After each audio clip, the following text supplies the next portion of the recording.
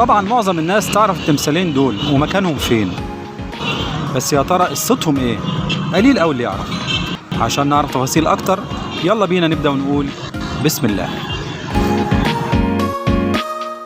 الحكاية بتبدأ لما الخديوي إسماعيل قرر أنه يبني أول كوبري على نهر النيل يربط ميدان الإسماعيلية اللي هو ميدان التحرير حاليا بالضفة الغربية من النيل بمنطقة الجزيرة، اقتداء بمدن أوروبا اللي بتربط الجسور بين ضفافها، وعشان يكون بديل للمراكب اللي كان بيستخدمها الناس للتنقل بين ضفتي النيل. فبدأوا فعلا بناء الكوبري اللي استغرق حوالي 3 سنين وبلغ طوله 406 متر وعرضه 10 أمتار ونصف.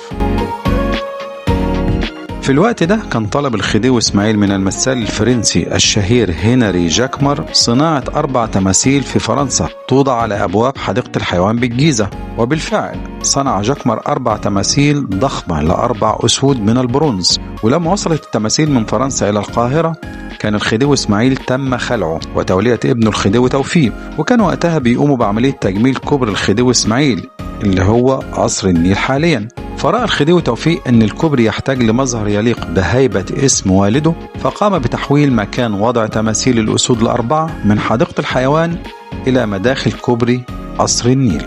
ولأن الخديوي إسماعيل كان صاحب فكرة صناعة تماثيل الأسود ال4 فده كان سبب أنه يطلق عليه لقب أبو السباع.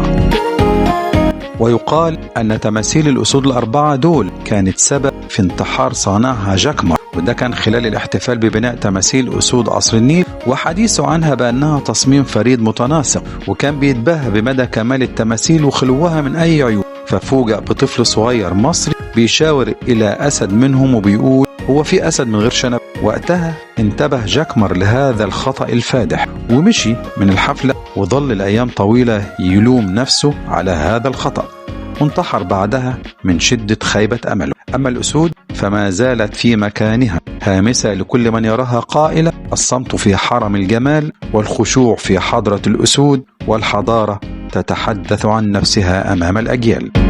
أتمنى يكون عجبكم الفيديو، وياريت ما تنسوش تصلوا على النبي في التعليقات، والسلام عليكم.